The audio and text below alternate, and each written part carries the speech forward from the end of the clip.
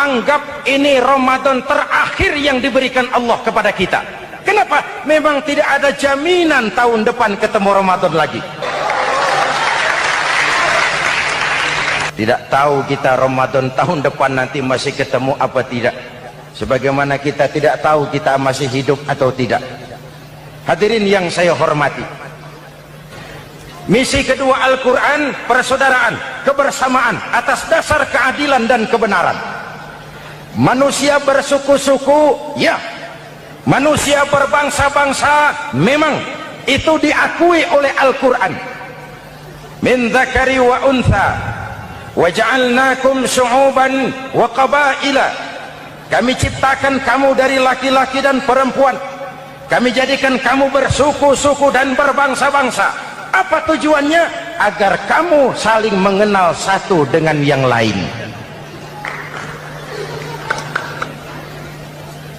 Yang terlepas dari ras, dari manapun orang datang, apapun warna kulitnya, dari suku apapun ia dilahirkan, kalau akidahnya sama, itu kan saudara kita.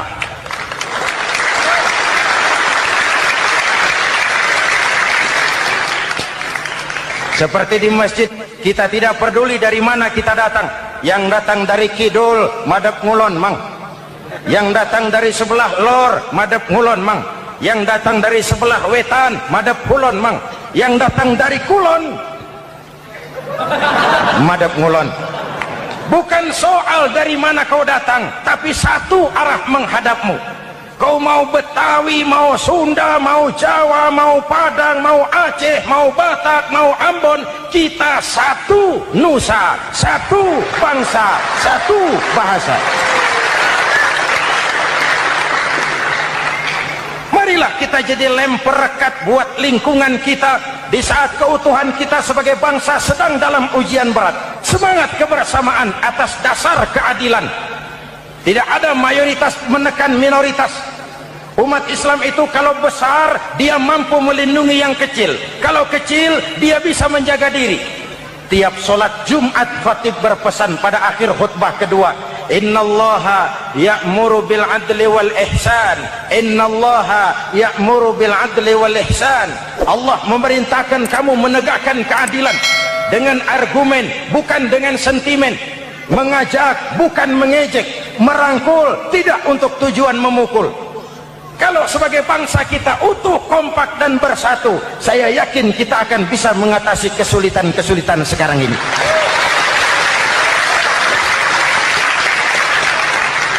Kan kita prihatin kadang-kadang tawuran antar desa, antar RT, antar RW, antar kecamatan, sampai antar elit di atas. Makanya saya ulang lagi pesan ini, kalau elit di atas tawuran, jadilah penonton yang baik. Saudara-saudara kaum muslimin yang saya cintai, kita prihatin, kita seakan tercabut dari akar budaya kita sebagai bangsa.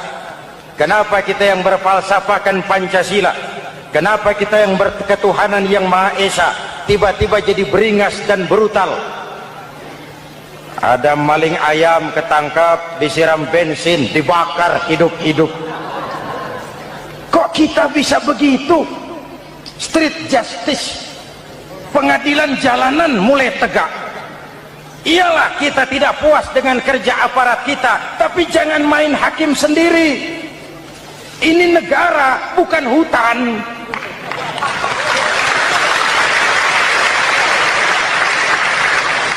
Jangan mencegah kemunkaran dengan menegakkan kemunkaran baru. Oleh hal-hal yang sepele yang mestinya kita bisa mencari jalan keluar dengan baik. Ayo luruskan saf, rapatkan barisan, satukan langkah, tautkan hati. Kita satu umat yang satu, diikat oleh Al-Quran. Hanya dengan kebersamaan kita akan mampu menata hari esok yang lebih baik atas dasar keadilan dan kebenaran. Dulu Muhammad Toha teriak takbir ngadepi Belanda. Bung Tomo teriak takbir ngadepi Belanda, ayeuna takbir ngadepi batur sadulur salembur. Nanaonan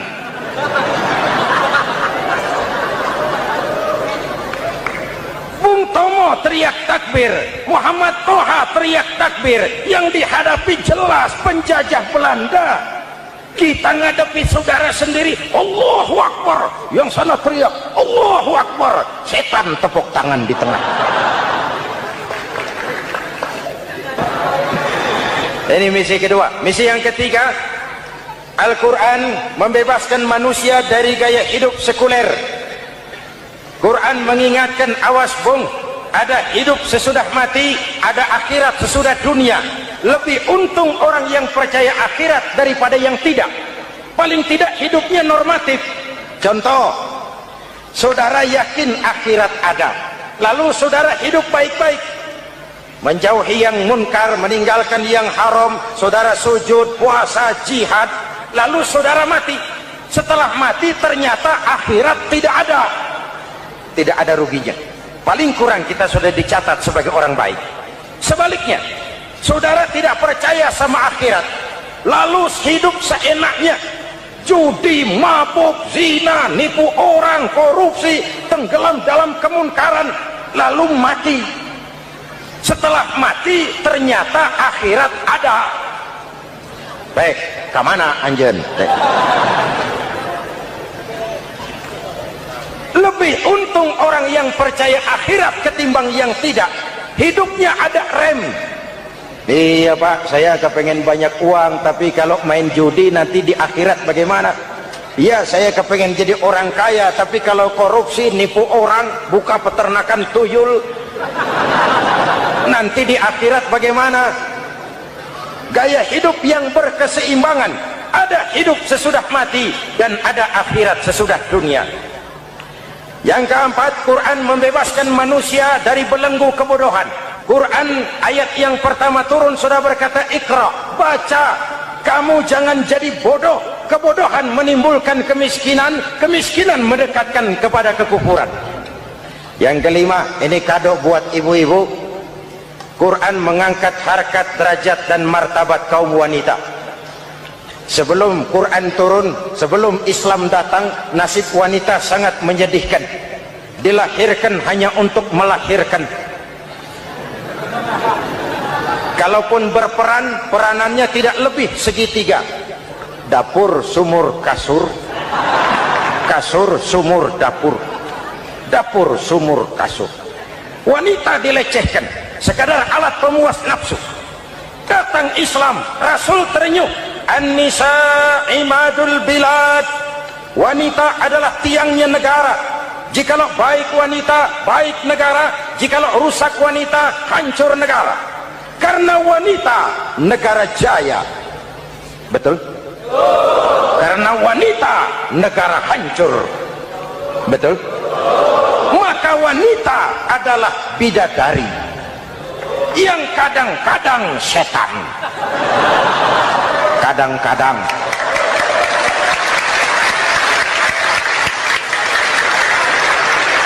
Ini yang hadir di sini bidadari semua. Ibu bapak, saudara-saudara hadirin yang saya hormati. Lalu bagaimana sikap kita terhadap Al-Quran? Quran sendiri menjelaskan, "Tsumma awrasnal kitaba alladzina istafaina min ibadina." Kemudian kami wariskan kitab Al-Quran yang kami pilih buat hamba-hamba kami yang terpilih. Luar biasa. Umatnya umat pilihan, Rasulnya Rasul pilihan, kitabnya pun kitab pilihan. Kami wariskan Al-Quran kepada hamba-hamba kami yang kami pilih. Bagaimana sikap mereka setelah menerima Al-Quran? Terbagi tiga. Pertama, faminhum zalimun linafsihi. Di antara mereka ada yang setelah menerima Al-Quran lalu zalim kepada dirinya sendiri. Diterimanya Al-Quran dengan lidahnya, tapi ditolak dengan perbuatannya. Mulutnya menjunjung Al-Quran, perbuatannya menginjak Al-Quran. Quran bilang ke barat, dia pergi ke timur. Quran bilang ke selatan, dia berangkat ke utara. Quran bilang haram, dia terjang. Quran bilang halal, dia tidak mau. Orang seperti itu tidak zalim kepada Allah, tapi zalim kepada dirinya sendiri. Apa kalau kita tidak sholat, Allah rugi? Apa kalau kita tidak bayar zakat, Tuhan bangkrut?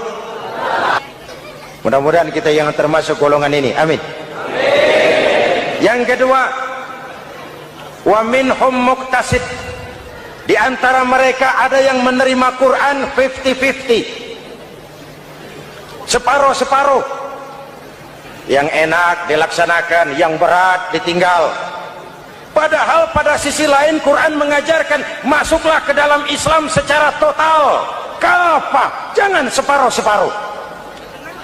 Ini watak munafik. Kalau dilihat Islam menguntungkan, rame-rame teriak Islam. Ketika diminta berjihad, diminta berkorban, diminta zakat, rame-rame mengundurkan diri. Saya bangkrut pak, saya miskin pak, saya pailit pak. Mental itu dalam awal-awal Baqarah dijelaskan. Kullama adha'a lahum masyaw fih wa idza adlama alaihim qamu. Kalau terang mereka berangkat, kalau gelap mereka mandek. Itu ciri orang munafik beragama. Kalau Islam menguntungkan, rame-rame teriak Islam. Ketika diminta berjihad, berkorban, berjuang, rame-rame mengundurkan diri. Muqtasid. Golongan yang ketiga, ini yang ideal. Wa minhum sabiqum bil khairati biiznillah. Di antara mereka ada yang setelah menerima Al-Quran lalu berlomba-lomba mengamalkannya, berlomba-lomba melaksanakannya. Jangan sampai yang baca Quran dengan suara merdu dapat piala, yang mengamalkan Quran dengan konsekuen dapat penjara.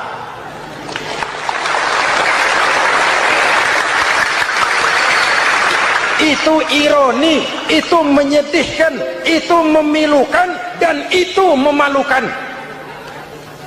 Pilihan terserah kita. Satu hadis Rasulullah mengajarkan begini: man ja'alal Qur'ana amamahu qadahu ilal jannah wa man ja'alal Qur'ana khalfahu saqahu ilan nar. Siapa yang meletakkan Quran di depannya, dijadikannya Quran sebagai imam, Quran akan membimbing dia ke surga, surga dunia, lebih-lebih surga akhirat. Sebaliknya, siapa yang meletakkan Quran di belakang, dibelakanginya ajaran Quran, Quran akan mendorong dia ke neraka, neraka dunia, lebih-lebih neraka akhirat. Quran imam apa makmum? Kita makmum apa imam? Makmum ikut imam apa imam ikut makmum? Makmum ikut imam. Jikalau Quran adalah imam, jikalau kita adalah makmum, ke barat kata Quran, ke barat kita berangkat. Ke timur kata Quran, ke timur kita menuju. Halal kata Quran, itu yang kita ambil.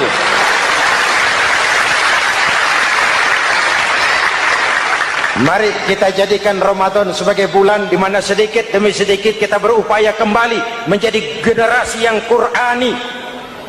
Rasulullah pernah ditanya, kalau Tuhan wafat ya Rasul, kemana kami minta nasihat? Aku tinggalkan kamu dua nasihat. Satu yang diam saja, satu yang bisa bicara. Yang bisa bicara apa ya Rasul? Al-Quran. Minta nasihat Quran. Yang diam saja apa ya Rasul? Maut.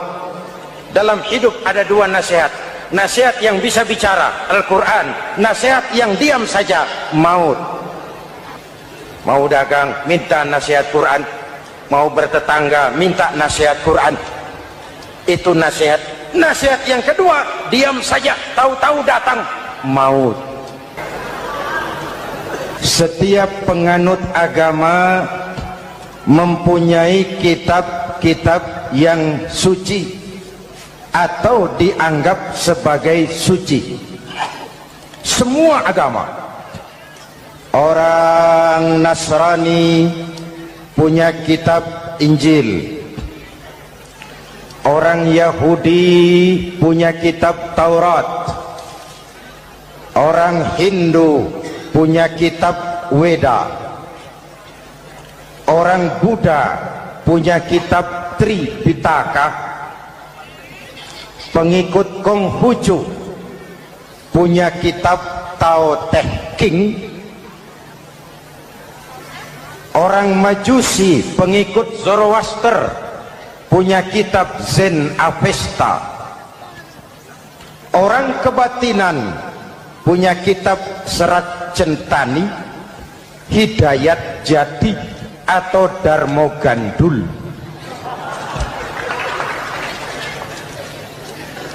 Kita umat Islam oleh Allah diberikan Al-Quran yang kita yakini sebagai kitab suci. Kenapa sih kita yakin Quran itu kitab suci? Pertama, ajarannya sesuai dengan fitrah manusia. Suatu kitab dinamakan suci kalau konsep ajarannya sesuai dengan fitrah. Contoh, ini laki-laki ini seneng nggak sama perempuan? Normal. Kalau nggak seneng saya ragu-ragu.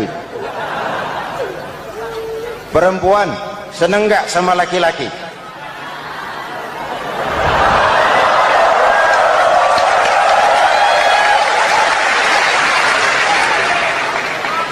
Ini fitrah. Laki-laki suka perempuan, perempuan suka laki-laki. Quran memahami itu. Hai laki-laki, kau senang dengan perempuan. Hai perempuan, kau suka dengan laki-laki. Oke, lewat sini, lewat pintu yang disebut nikah. Kalau kitab suci melarang nikah, itu bertentangan dengan fitrah manusia. Maka dalam Quran, mulai dari umat sampai ulama dan segala profesi dianjurkan nikah. Kalau kiai tidak boleh nikah, saya pilih mengundurkan diri, Pak.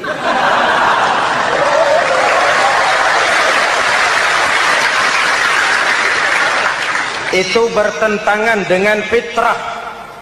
Lagian mubazir dikasih perabotan nggak dipakai.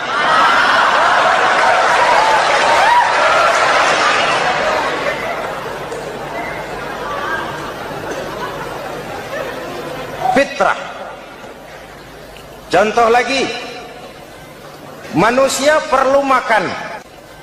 Kalau ada kitab suci menyuruh puasa terus dari pagi sampai sore sampai malam sampai pagi lagi, eta teh kitab gelo.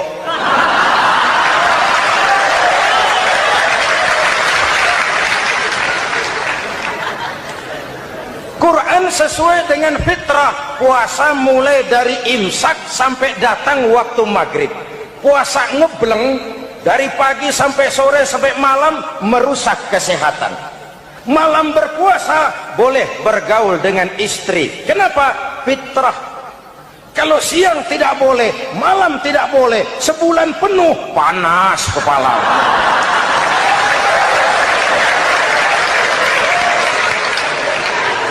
Rontok rambut. Hadirin yang saya hormati, itu yang pertama. Yang kedua, kita yakini Quran sebagai kitab suci karena isinya tidak saling bertentangan, konsekuen, konsisten.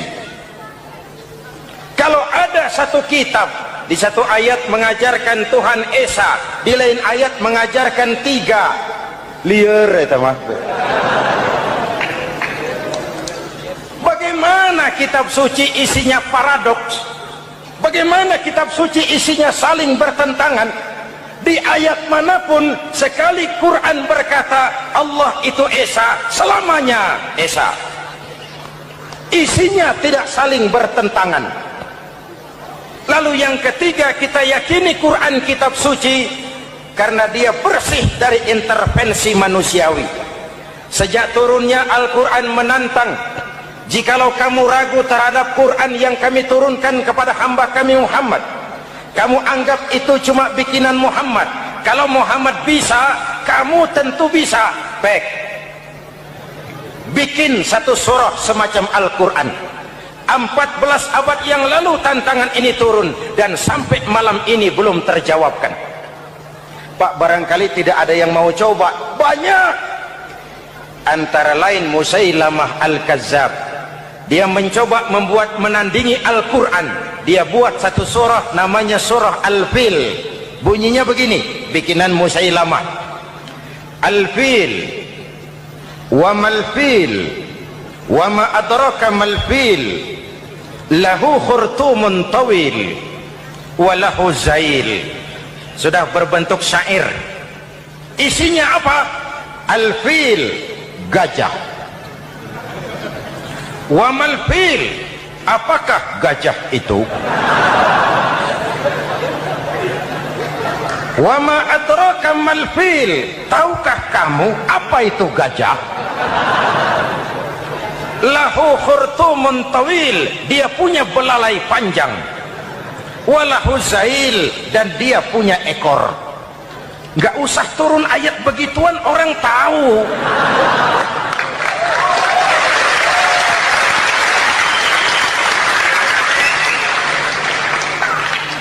Kalau redaksi mendekati, maka isi jauh panggang dari api. Kitab suci bersih dari campur tangan manusiawi. Maka Al-Quran, ke bahasa apapun dia diterjemahkan, naskah aslinya tetap ikut. Dia boleh diterjemahkan ke bahasa Sunda, bahasa Jawa, bahasa Padang, bahasa Inggris, bahasa Jerman, bahasa Belanda, naskah aslinya tetap ada. Kenapa? Bahasa ke bahasa perbedaannya sering frontal.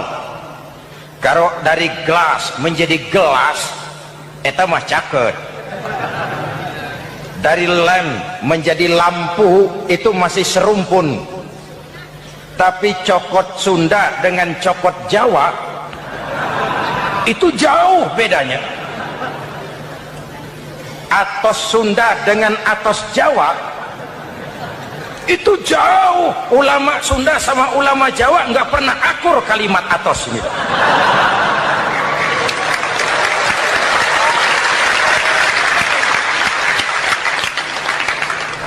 Inilah kebenaran janji Allah, inna nahnu nazzalna dzikra wa inna lahu lahafizun. Kami yang turunkan Al-Quran, kami yang akan menjaganya. Ribuan orang hafal Al-Quran. Lalu apa pesan-pesan misi utama Al-Quran? Pertama, menegakkan tauhid. Ini yang lebih dahulu. Membentuk kualitas sumber daya manusia dengan menanamkan nilai-nilai keimanan. Membebaskan dari ketergantungan kepada benda. Ya ayyuhan nasu ubudu rabbakumul ladzi khalaqakum. Hai manusia, Tuhanmu yang perlu kau sembah hanyalah Tuhan yang telah menciptakan kamu. Jangan menyembah Tuhan yang tidak pernah menciptakan kamu. Mengapa kau menyembah harta padahal dirimu lebih berharga dari harta? Kenapa kau menyembah pangkat dan jabatan padahal dirimu lebih berharga dari pangkat dan jabatan?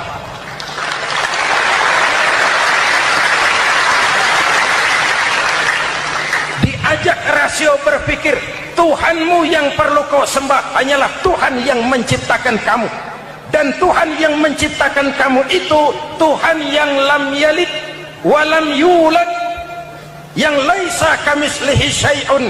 Dan itulah Allah subhanahu wa ta'ala. Ayo orang teh, ayeuna teh boleh pakai teh. Ayeuna teh, kita teh kalau kepada syirik jali, syirik yang terang-terangan, insya Allah tidak. Nyata-nyata menyembah berhala, tidak. Nyata-nyata menyembah pohon, tidak. Nyata-nyata berkeyakinan Tuhan lebih dari satu, tidak. Tapi kita sering terjebak pada syirik kecil, syirik khafi, syirik yang tersamar. Saya sejak pakai cincin ini, jangankan anak gadis, nenek-nenek ngelihat saya cincin. Jangankan anak gadis, nenek-nenek lihat saya lemes cincin. Ini saya sejak ada perkutut rumah ini dagang lancar perkutut. Ini Ramadan, bulan penempaan nilai-nilai keimanan. Misi utama Quran menegakkan tauhid, mengurangi kemusyrikan, membebaskan manusia dari ketergantungan kepada benda. Dari situ kualitas sumber daya manusia dimulai. Saya sering mengungkapkan selama ini sistem pendidikan kita cuma mengisi otak, bukan membentuk watak. Otak diisi segala macam ilmu, tapi hati kosong, agama rapuh, akhirnya moral rendah. Muncul manusia-manusia yang pintar, cuma sayang tidak benar. Indonesia kita bangkrut, Indonesia kita terpuruk, Indonesia kita sakit sekarang ini, kan ulahnya orang-orang yang pintar tapi tidak benar.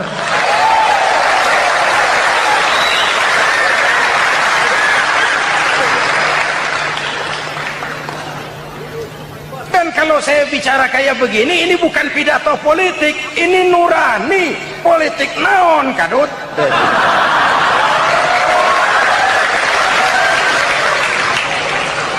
Ini nurani, ini tanggung jawab sebagai anak bangsa.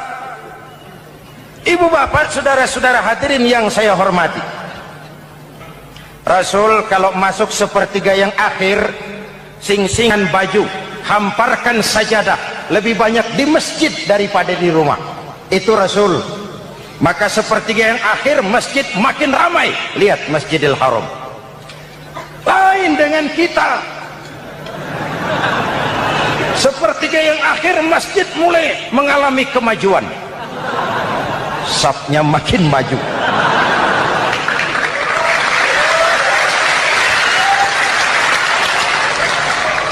Pasar ramai, terminal beludak. Padahal sepertiga yang akhir itu puncak, padahal di situ nilai tambah. Dan anggap ini Ramadan terakhir yang diberikan Allah kepada kita. Kenapa? Memang tidak ada jaminan tahun depan ketemu Ramadan lagi.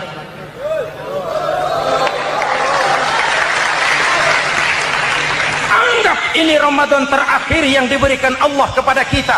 Tidak ada jaminan tahun depan Ramadan akan ketemu lagi. Tidak ada jaminan. Manfaatkan pelukan pemutihan. Semua kita melakukan introspeksi.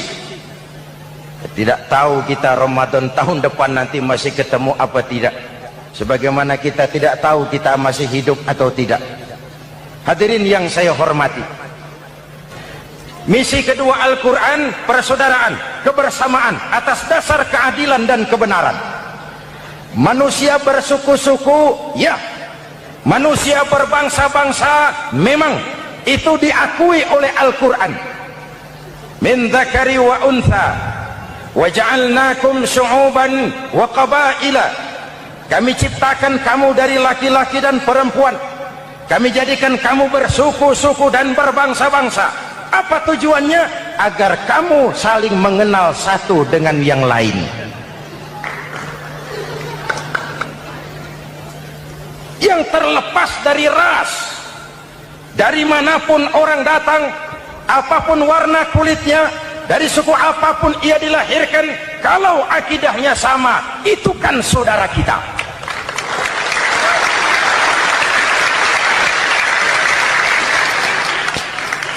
Seperti di masjid, kita tidak peduli dari mana kita datang. Yang datang dari kidul, madhab ngulon mang. Yang datang dari sebelah lor, madhab ngulon mang. Yang datang dari sebelah wetan, madhab kulon mang. Yang datang dari kulon, madhab ngulon. Bukan soal dari mana kau datang, tapi satu arah menghadapmu. Kau mau Betawi, mau Sunda, mau Jawa, mau Padang, mau Aceh, mau Batak, mau Ambon, kita satu nusa, satu bangsa, satu bahasa. Marilah kita jadi lem perekat buat lingkungan kita di saat keutuhan kita sebagai bangsa sedang dalam ujian berat. Semangat kebersamaan atas dasar keadilan. Tidak ada mayoritas menekan minoritas. Umat Islam itu kalau besar, dia mampu melindungi yang kecil. Kalau kecil, dia bisa menjaga diri. Tiap sholat Jumat, khatib berpesan pada akhir khutbah kedua, innallaha ya'muru bil adli wal ihsan. Innallaha ya'muru bil adli wal ihsan. Allah memerintahkan kamu menegakkan keadilan dengan argumen, bukan dengan sentimen. mengajak bukan mengejek, merangkul tidak untuk tujuan memukul. Kalau sebagai bangsa kita utuh, kompak dan bersatu, saya yakin kita akan bisa mengatasi kesulitan-kesulitan sekarang ini.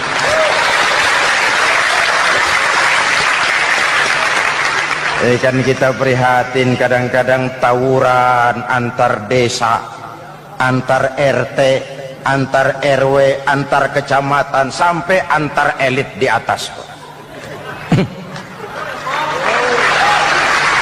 Makanya saya ulang lagi pesan ini, kalau elit di atas tawuran, jadilah penonton yang baik.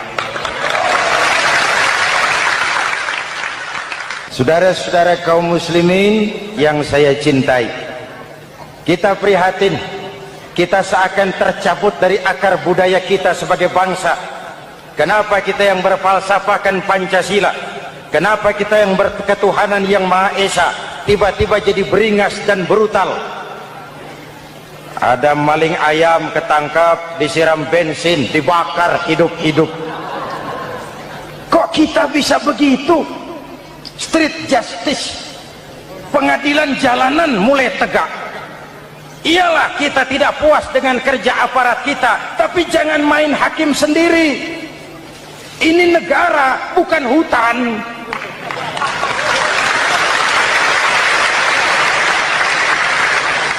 Jangan mencegah kemunkaran dengan menegakkan kemunkaran baru. Sejak turunnya Al-Quran menantang, jikalau kamu ragu terhadap Quran yang kami turunkan kepada hamba kami Muhammad, kamu anggap itu cuma bikinan Muhammad. Kalau Muhammad bisa, kamu tentu bisa. Baik, bikin satu surah semacam Al-Quran. 14 abad yang lalu tantangan ini turun, dan sampai malam ini belum terjawabkan. Pak, barangkali tidak ada yang mau coba. Banyak. Antara lain Musailamah Al-Kazzab, dia mencoba membuat menandingi Al-Quran. Dia buat satu surah namanya surah Al-Fil. Bunyinya begini, bikinan Musailamah. Al-Fil, wa mal-fil, wa ma adraka mal-fil, lahu khurtumun tawil, wa lahu zail. Sudah berbentuk syair. Isinya apa? Al-Fil, gajah. Wa mal-fil, apakah gajah itu? Wa ma adraka mal-fil, tahukah kamu apa itu gajah? Lahu khurtumun tawil, dia punya belalai panjang. Wa lahu zail, dan dia punya ekor. Nggak usah turun ayat begituan, orang tahu.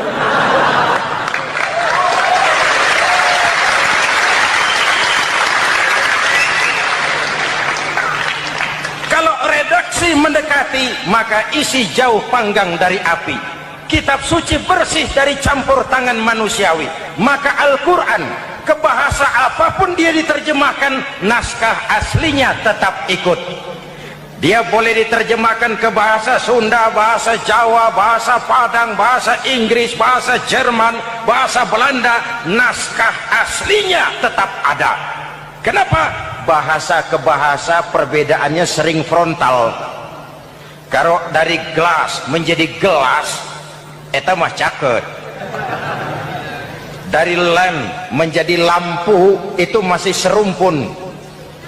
Tapi cokot Sunda dengan cokot Jawa, itu jauh bedanya.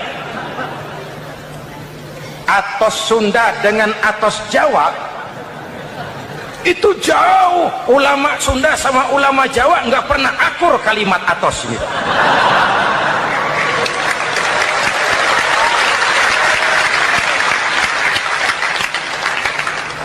Inilah kebenaran janji Allah, inna nahnu nazzalna dzikra wa inna lahu lahafizun. Kami yang turunkan Al-Quran, kami yang akan menjaganya. Ribuan orang hafal Al-Quran. Lalu apa pesan-pesan misi utama Al-Quran? Pertama, menegakkan tauhid. Ini yang lebih dahulu. Membentuk kualitas sumber daya manusia dengan menanamkan nilai-nilai keimanan, membebaskan dari ketergantungan, kepada benda. Ya ayyuhan nasu ubudu rabbakumul ladzi khalaqakum. Hai manusia, Tuhanmu yang perlu kau sembah hanyalah Tuhan yang telah menciptakan kamu. Jangan menyembah Tuhan yang tidak pernah menciptakan kamu. Mengapa kau menyembah harta padahal dirimu lebih berharga dari harta? Kenapa kau menyembah pangkat dan jabatan padahal dirimu lebih berharga dari pangkat dan jabatan?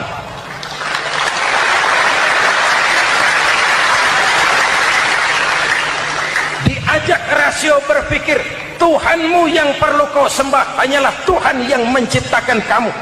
Dan Tuhan yang menciptakan kamu itu Tuhan yang lam yalid walam yulad, yang laisa kamislihi syai'un, dan itulah Allah subhanahu wa ta'ala. Ayo orang teh, ayeuna teh boleh pakai teh, ayeuna teh kita teh kalau kepada syirik jali, syirik yang terang-terangan, insya Allah tidak. Nyata-nyata menyembah berhala, tidak. Nyata-nyata menyembah pohon, tidak. Nyata-nyata berkeyakinan Tuhan lebih dari satu, tidak. Tapi kita sering terjebak pada syirik kecil, syirik khafi, syirik yang tersamar. Saya sejak pakai cincin ini, jangankan anak gadis, nenek-nenek ngelihat saya cincin. Jangankan anak gadis, nenek-nenek lihat saya lemes cincin. Ini saya sejak ada perkutut rumah ini dagang lancar perkutut. Oleh hal-hal yang sepele yang mestinya kita bisa mencari jalan keluar dengan baik. Ayo luruskan saf, rapatkan barisan, satukan langkah, tautkan hati. Kita satu umat yang satu, diikat oleh Al-Quran. Hanya dengan kebersamaan kita akan mampu menata hari esok yang lebih baik atas dasar keadilan dan kebenaran. Dulu teh Muhammad Toha teriak takbir ngadepi Belanda, Bung Tomo teriak takbir ngadepi Belanda, ayeuna takbir ngadepi batur sadulur salembur. Nanaonan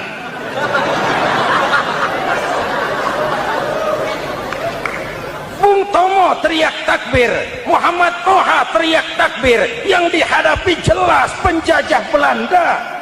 Kita ngadepi saudara sendiri, Allahu Akbar, yang sana teriak Allahu Akbar, setan tepuk tangan di tengah. Yuk kita rukun, yuk kita kompak, yuk kita bersatu, yuk kita pulang, yuk.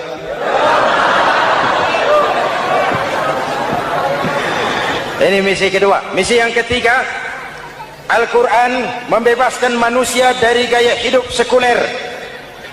Quran mengingatkan, awas bung, ada hidup sesudah mati, ada akhirat sesudah dunia. Lebih untung orang yang percaya akhirat daripada yang tidak. Paling tidak hidupnya normatif. Contoh, saudara yakin akhirat ada, lalu saudara hidup baik-baik, menjauhi yang munkar, meninggalkan yang haram, saudara sujud, puasa, jihad, lalu saudara mati. Setelah mati ternyata akhirat tidak ada ruginya. Paling kurang kita sudah dicatat sebagai orang baik. Sebaliknya, saudara tidak percaya sama akhirat, lalu hidup seenaknya, judi, mabuk, zina, nipu orang, korupsi, tenggelam dalam kemunkaran, lalu mati. Setelah mati ternyata akhirat ada. Baik, kemana anjen? Lebih untung orang yang percaya akhirat ketimbang yang tidak. Hidupnya ada rem. Iya pak, saya kepengen banyak uang, tapi kalau main judi nanti di akhirat bagaimana? Iya, saya kepengen jadi orang kaya, tapi kalau korupsi, nipu orang, buka peternakan tuyul, nanti di akhirat bagaimana? Gaya hidup yang berkeseimbangan, ada hidup sesudah mati dan ada akhirat sesudah dunia. Yang keempat, Quran membebaskan manusia dari belenggu kebodohan. Quran ayat yang pertama turun sudah berkata, Iqra, baca, kamu jangan jadi bodoh. Kebodohan menimbulkan kemiskinan, kemiskinan mendekatkan kepada kekufuran. Yang kelima, ini kado buat ibu-ibu, Quran mengangkat harkat, derajat dan martabat kaum wanita. Sebelum Quran turun, sebelum Islam datang, nasib wanita sangat menyedihkan.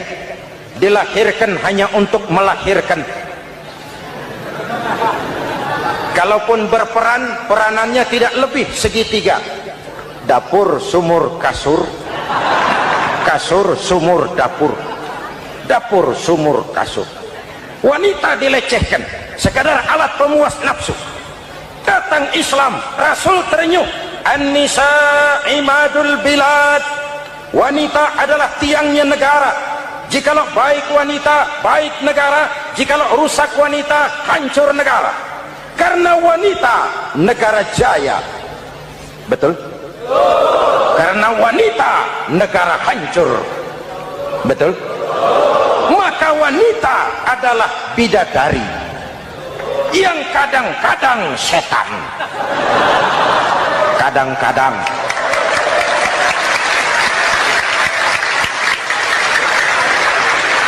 Karena yang hadir di sini bidadari semua. Ibu bapak, saudara-saudara hadirin yang saya hormati. Lalu bagaimana sikap kita terhadap Al-Quran? Quran sendiri menjelaskan, "Tsumma awrasnal kitaba alladzina istafaina min ibadina." Kemudian kami wariskan kitab Al-Quran yang kami pilih buat hamba-hamba kami yang terpilih. Luar biasa. Umatnya umat pilihan, Rasulnya Rasul pilihan, kitabnya pun kitab pilihan. Kami wariskan Al-Quran kepada hamba-hamba kami yang kami pilih. Bagaimana sikap mereka setelah menerima Al-Quran? Terbagi tiga. Pertama, faminhum zalimun li nafsihi. Di antara mereka ada yang setelah menerima Al-Quran lalu zalim kepada dirinya sendiri. Diterimanya Al-Quran dengan lidahnya, tapi ditolak dengan perbuatannya. Mulutnya menjunjung Al-Quran, perbuatannya menginjak Al-Quran. Quran bilang ke barat, dia pergi ke timur. Quran bilang ke selatan, dia berangkat ke utara. Quran bilang haram, dia terjang. Quran bilang halal, dia tidak mau. Orang seperti itu tidak zalim kepada Allah, tapi zalim kepada dirinya sendiri. Mudah-mudahan kita yang termasuk golongan ini. Amin. Yang kedua, wa minhum muqtasid. Di antara mereka ada yang menerima Quran 50-50. Separuh-separuh. Yang enak dilaksanakan, yang berat ditinggal. Padahal pada sisi lain Quran mengajarkan masuklah ke dalam Islam secara total. Kafah, jangan separuh-separuh. Ini watak munafik. Kalau dilihat Islam menguntungkan, rame-rame teriak Islam. Ketika diminta berjihad, diminta berkorban, diminta zakat, rame-rame mengundurkan diri. Saya bangkrut pak, saya miskin pak, saya pailit pak. Mental itu dalam awal-awal Baqarah dijelaskan. Kullama adha'a lahum masyaw fihi wa idza adlama 'alaihim qamu. Kalau terang mereka berangkat, kalau gelap mereka mandek. Itu ciri orang munafik beragama. Kalau Islam menguntungkan, rame-rame teriak Islam. Ketika diminta berjihad, berkorban, berjuang, rame-rame mengundurkan diri. Muqtasid. Golongan yang ketiga, ini yang ideal. Wa minhum sabiqum bil khairati biiznillah. Di antara mereka ada yang setelah menerima Al-Quran lalu berlomba-lomba mengamalkannya, berlomba-lomba melaksanakannya. Jangan sampai yang baca Quran dengan suara merdu dapat piala, yang mengamalkan Quran dengan konsekuen dapat penjara.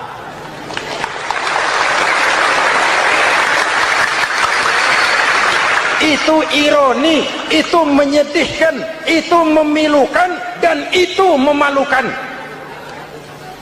pilihan terserah kita. Satu hadis Rasulullah mengajarkan begini, man ja'alal qur'ana amamahu qadahu ilal jannah wa man ja'alal qur'ana khalfahu saqahu ilan nar.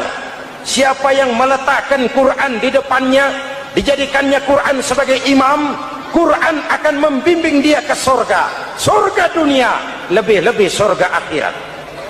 Sebaliknya, siapa yang meletakkan Quran di belakang, dibelakanginya ajaran Quran, Quran akan mendorong dia ke neraka, neraka dunia, lebih-lebih neraka akhirat.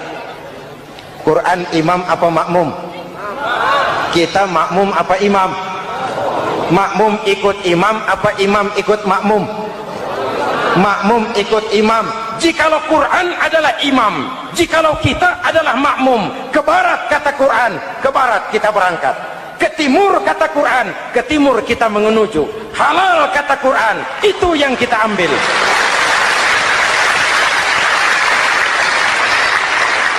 Mari kita jadikan Ramadan sebagai bulan di mana sedikit demi sedikit kita berupaya kembali menjadi generasi yang Qurani. Rasulullah pernah ditanya, kalau Tuhan wafat ya Rasul, kemana kami minta nasihat? Aku tinggalkan kamu dua nasihat, satu yang diam saja, satu yang bisa bicara. Yang bisa bicara apa ya Rasul? Al-Quran. Minta nasihat Quran. Yang diam saja apa ya Rasul? Maut. Dalam hidup ada dua nasihat, nasihat yang bisa bicara Al-Quran, nasihat yang diam saja maut. Mau dagang minta nasihat Quran, mau bertetangga minta nasihat Quran, itu nasihat. Nasihat yang kedua diam saja, tahu-tahu datang maut. Makanya anggap ini Ramadan terakhir yang diberikan Allah kepada kita, karena tahun depan tidak ada jaminan kita bertemu Ramadan. Manfaatkan 10 yang akhir untuk meningkatkan nilai ibadah kita kepada Allah Subhanahu wa taala. Hadirin, kita sudah mendekati akhir, saya akan baca doa. Mari kita Fatihah. Semoga kita semua dalam perlindungan Allah.